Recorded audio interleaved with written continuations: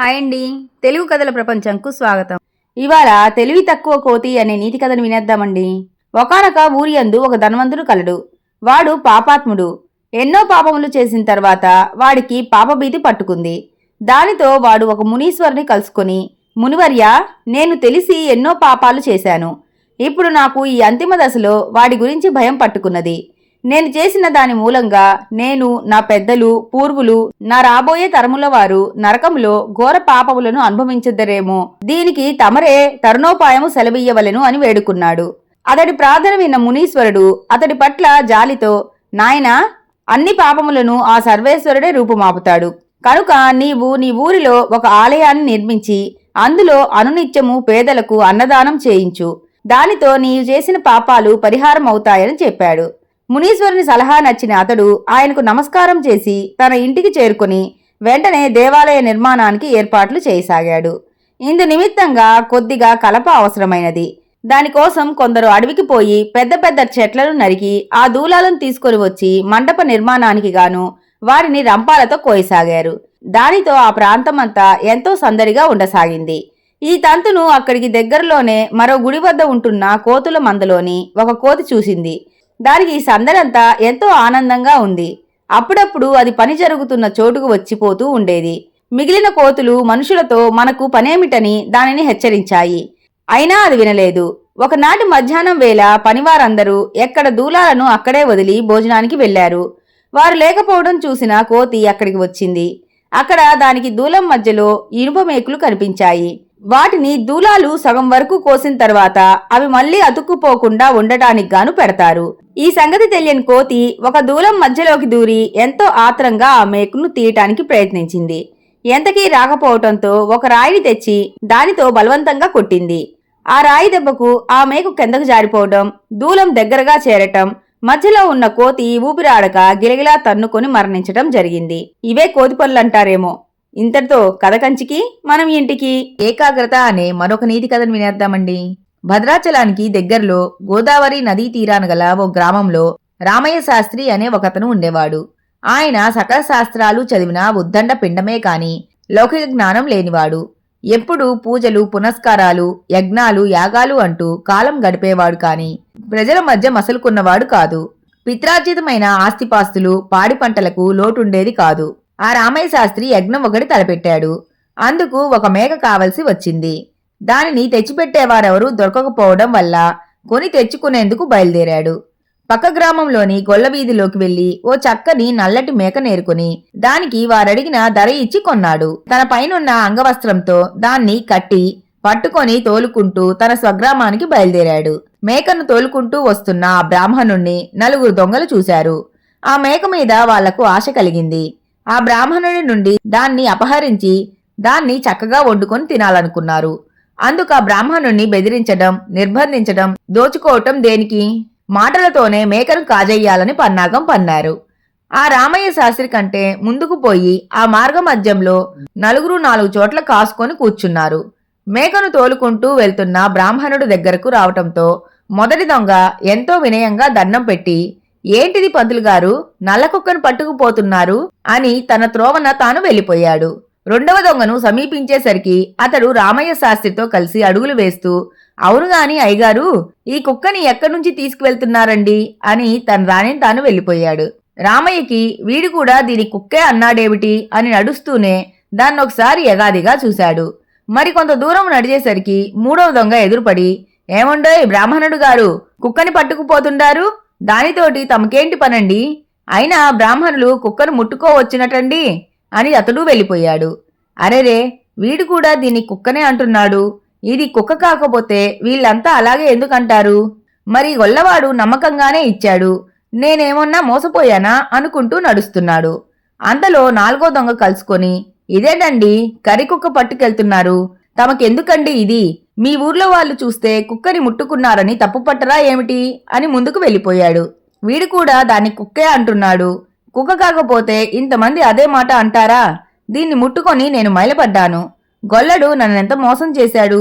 తెలిసిన వాళ్ళనెవరినైనా పంపించి మేకనే కొనిపించుకోవాలి. ఈ కుక్క నాకెందుకు?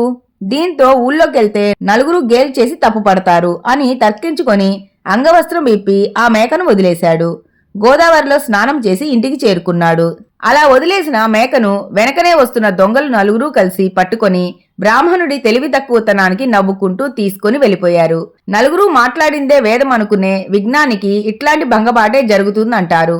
ఒకే మాట మీద కలిసికట్టుగా నిలబడితే ఎలాంటి వారినైనా ఒప్పించవచ్చు, ఎలాంటి పనినైనా సాధించవచ్చు. ఇంతటితో కథ కంచికి మనం ఇంటికి. గురుదక్షిణ అనే మరో నీతి కథను వినేద్దామండి. సిద్ధమహాముని ఆశ్రమంలో సూరసేనుడు, రఘువీరుడు, గుణశేఖరుడు అనే శిష్యులుండేవారు. సిద్ధుడు ముగ్గురికి తన విద్యలన్నింటినీ నేర్పి వారు అన్ని విద్యల్లోనూ ఆరితేరే విధంగా తర్ఫీదు ఇచ్చాడు. కాలం గడుస్తూ ఉంది. సిద్ధుని వయసు పెరుగుతోంది. వృద్ధాప్యం రావటంతో ఆశ్రమ బాధ్యతలను నిర్వహించలేక తన బాధ్యతలను తన శిష్యులలో ఒకరికి అప్పగించాలనుకున్నాడు. అయితే ముగ్గురు శిష్యులలో ఏ ఒక్కరికి అన్యాయం జరగకూడదు. సరైన సముద్రుడైన శిష్యుడు మాత్రమే ఆశ్రమ బాధ్యతలు నిర్వహించగలడని సిద్ధుడికి తెలుసు. అందువల్ల ఓ ఉపాయం ఆలోచించి శిష్యుల్ని పిలిచి, నాయన్లారా, ఇంతకాలం మీకు శిక్షణ ఇచ్చి నాకు తెలిసిన విద్యలన్నీ నేర్పాను.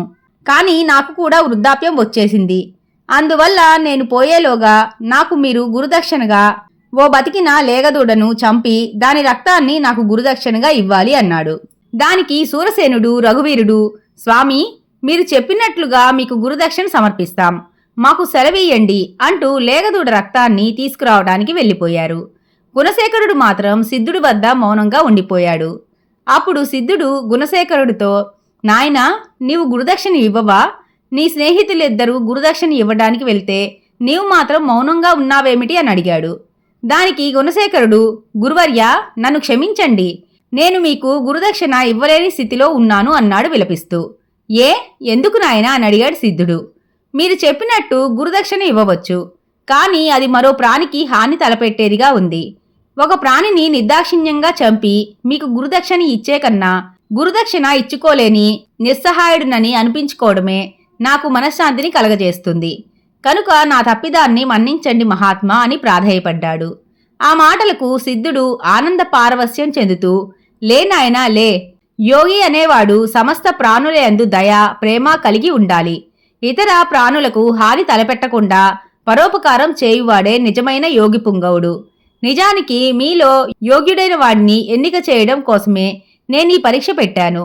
నేను ఊహించిన అర్హతలన్నీ నీలో ఉన్నాయి. నీవు మాత్రమే ఆశ్రమ బాధ్యతలను నిర్వర్తించగలవు.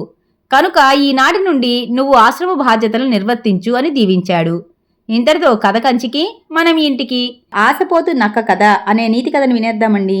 ఒక అరణ్యం నందు వేటగాడు వేటాడుచు ఒక జింకను చంపెను.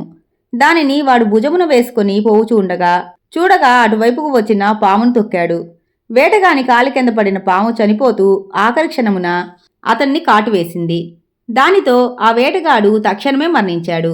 ఇలా జింక, పాము, వేటగాడి శవాలు ఆ అడవినందు పడి ఉన్నాయి. అప్పుడే ఆహారం కొరకు అటువైపుగా వచ్చిన నక్క ఈ మూడింటినీ చూసింది. అంతే, దాని ఆనందానికి అవధులు లేకుండా పోయింది. ఈరోజు లేచి ఎవరి ముఖం చూశానో ఒకేసారి జింక, పాము, మనిషి దొరికినారు. ఈ ఆహారం నాకు ఎన్నో రోజులకు సరిపోతుంది. ఇక నాకు ఆహారం కోసం ఎటువంటి కష్టమూ ఉండదు అనుకుని కొద్దిసేపు ఆనందంతో ఊలపెడుతూ అటూ ఇటూ గెంతింది. ఇంతలో ఆకలి విషయం గుర్తొచ్చి ఈ పూటకు ఏది తిందామా అని మూడింటి వంక చూసింది. అయితే ఆ మూడింటిలో దేనిని తినడానికి దానికి మనస్కరించలేదు. ఈ పూటకు ఏదో ఒకటి దొరికినది తినేస్తాను. ఉదయాన్నే ఈ పాముతో మొదలుపెట్టి జింకను ఒక 10 రోజులు, మనిషిని ఒక నెల రోజులు తింటాను అనుకొని సమీపంలో ఆహారం కోసం ఏదన్నా చిన్న జంతువు దొరుకుతుందేమోనని చూసింది. వేటగాడికి సమీపంలోనే వాడి విలుత్రాడు పడి ఉన్నది.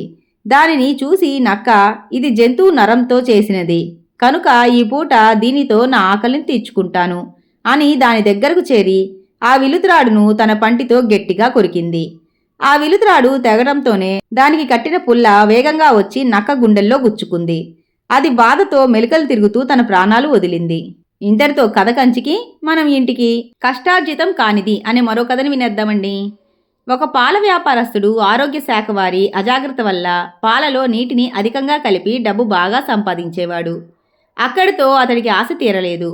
ఇంకా గేదెలను కొని వాటి పాల మీద ఇంకా అధిక లాభాలు తీయాలని ఊహించి 1200 రూపాయల సంచిలో వేసుకుని పశువుల సంతకు బయలుదేరాడు.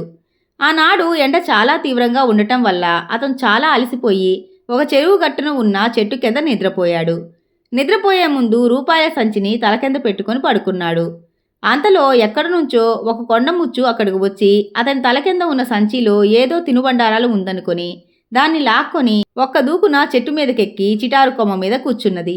దానితో ఆయనకి నిద్రాభంగం కలిగి సంచిని కొండముచ్చు పట్టుకొనటం చూచి లబోదిబోమని గోలపెట్టసాగాడు.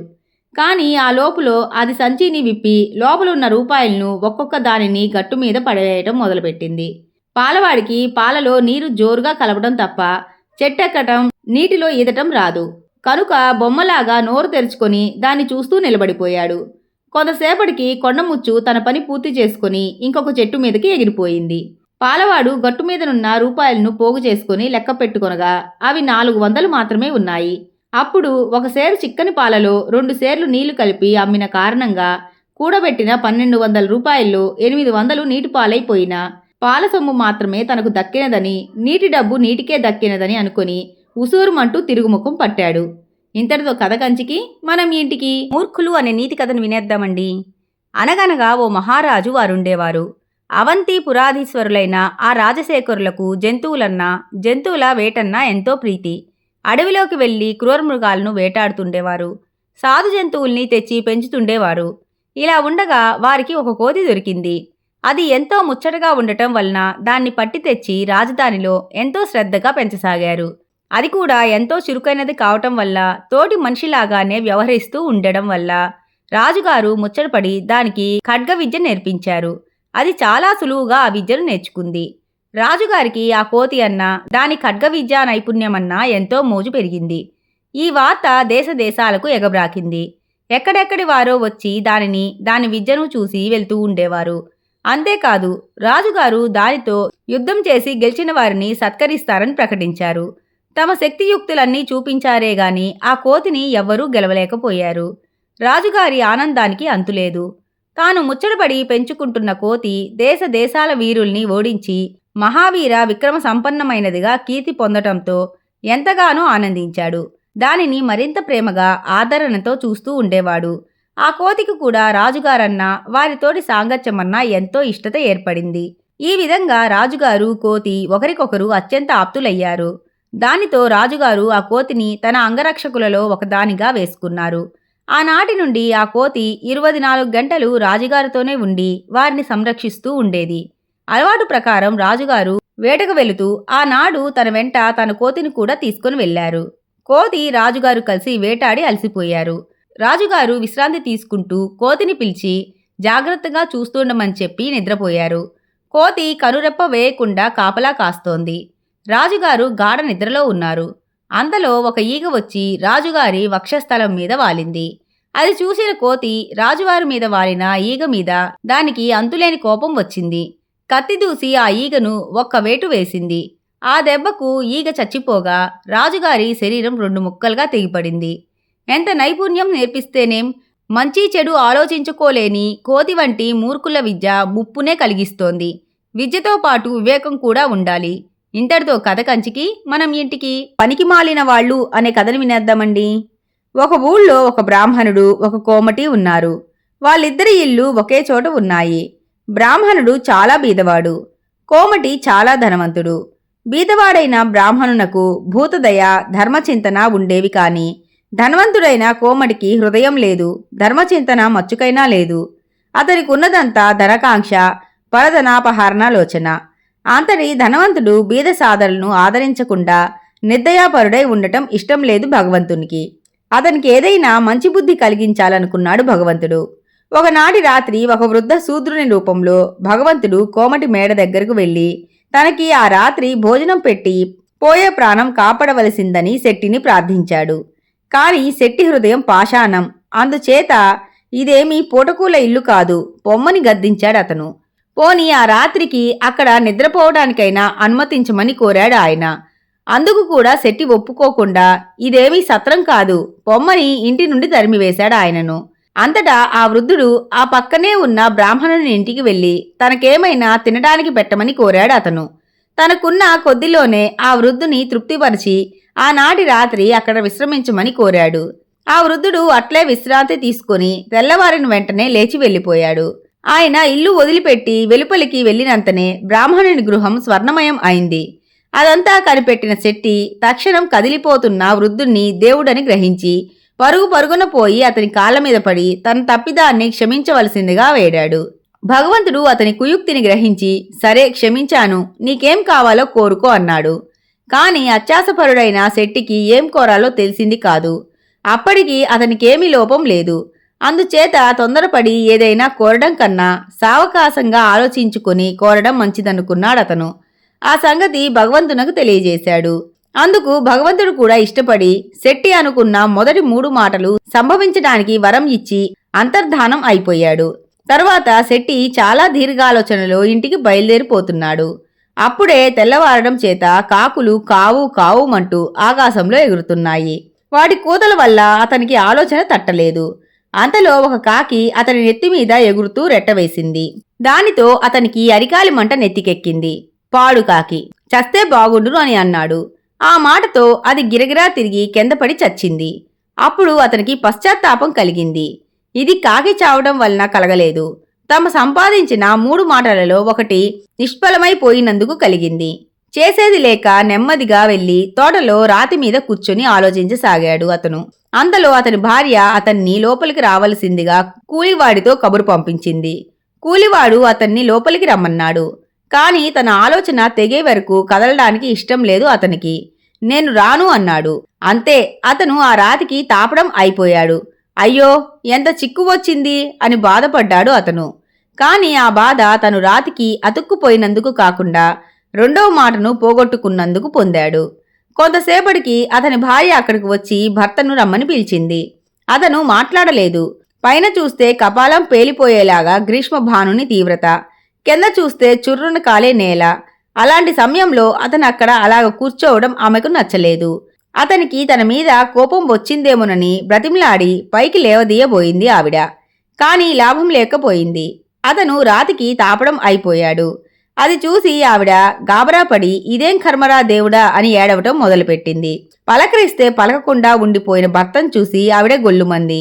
కొంతసేపటికి భార్య దుఃఖం చూడలేక జరిగిన చరిత్రనంతటినీ చెప్పాడు. అది విని ఆవిడ అయిపోయిందేదో అయిపోయింది, ఇప్పుడైనా ఆ 3వ వరాన్ని మీరు రాతి నుండి విడవడటానికి ఉపయోగించుకోండి అని కోరింది. అతడు వినలేదు. ఇంకా మంచి వరం కోసం ఆలోచిస్తూనే ఉన్నాడు.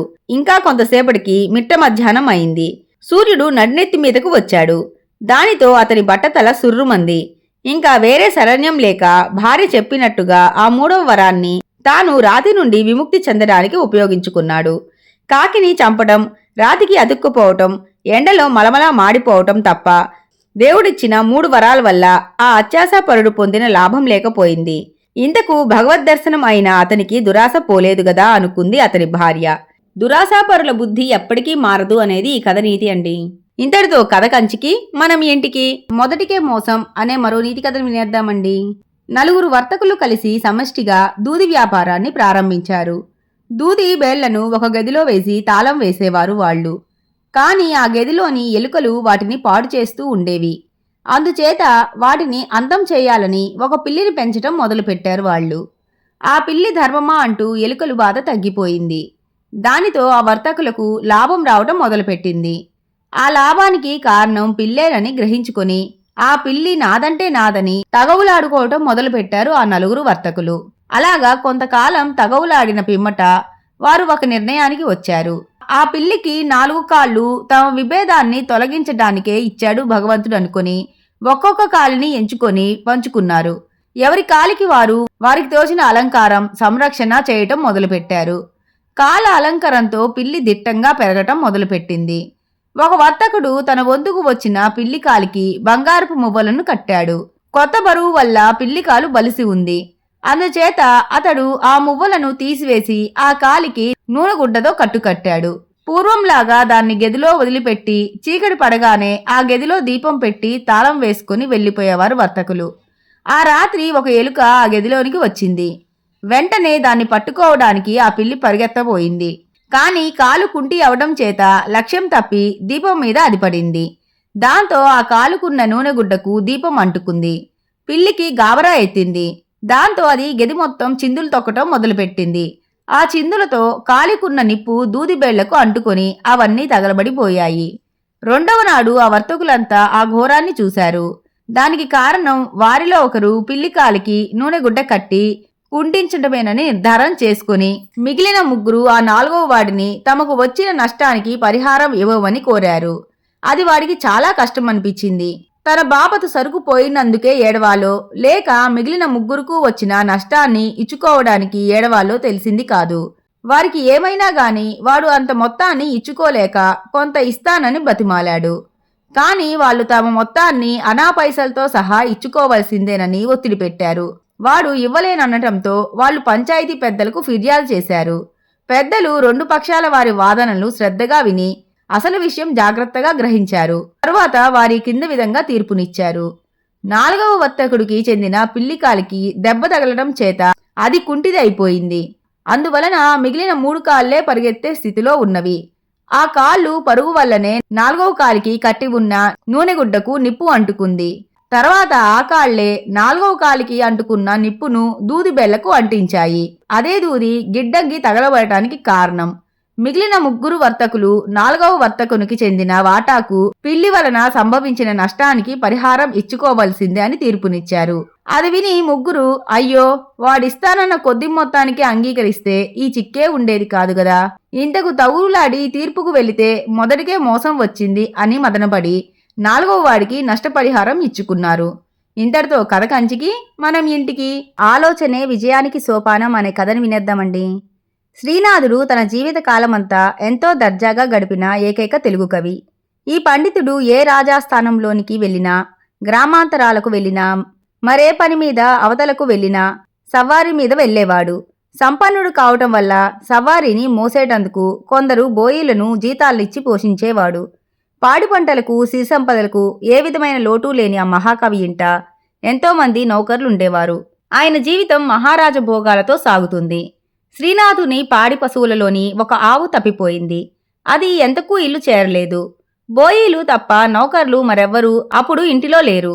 అందువల్ల శ్రీనాథుడు ఆ బోయీలను పిలిచి, నాయన్లారా, మన కర్రె ఆవు త్రోవ తప్పి ఎక్కడో చిక్కుపడిపోయింది. కనుక మీరు నలుగురు 4 పక్కలకు పోయి దానిని వెతికి తీసుకురండి అని చెప్పాడు. అప్పటికి చాలా రోజులుగా ఇంటి వద్దనే ఊరికే కూర్చొని ఉంటున్న ఆ బోయీలు బద్దకించి ఆ పని చేయటం తమకి తగిన పని కాదని అభిమానపడి, స్వామి, మేము బోయిలము, కాని పాలేరులము కాదు. అది మా పని కాదు. సవ్వారి మోయిటే మా పని. మాకు మరొక పని చెప్పుట పాడి కాదని పండితులు తమరెరుగరా? దయచేసి మాకా పని చెప్పకండి అన్నారు. వారి మాటలను విన్న శ్రీనాథుడు సోమరితనం ఎక్కువై వారు అలా అంటున్నారని గుర్తించి వారికి తగిన గుణపాఠం చెప్పాలని నిర్ణయించుకున్నాడు. బోయిలు, మీరన్న మాట నిజమే. మీకు మరొక పని చెప్పుట అనుచితమే. ఇంట పాలేరులెవ్వరూ లేరు. అవును, వెతుకుట నాకు తప్పదు కదా, కనుక నేనే బయలుదేరతాను. నా సవారిని సిద్ధం చేయండి అని చెప్పి శ్రీనాథుడు పశువు కొరకు పల్లకీలో బయలుదేరాడు. పాపం ఆ బోయీలు ఆ పల్లకిని మోస్తూ ఊరంతా ఎంత తిరగసాగినా ఆవు దొరకలేదు. ఈ వీధి కాదని ఆ వీధి, ఆ వీధి కాదని మరో వీధి, ఇక్కడకు అక్కడకు అని శ్రీనాథుడు వెళ్ళమంటున్న తావులకల్లా వెళ్లారు. ఎంతకు ఆవు కనబడలేదు. పాపం ఆ బోయీలు అలసిపోయారు. స్వామి, ఇక మేం తిరగలేం అన్నారు. అదేం మాటయ్యా, సవారీ మొయ్యటానికే కదా మీకు నేను జీతం ఇస్తున్నది.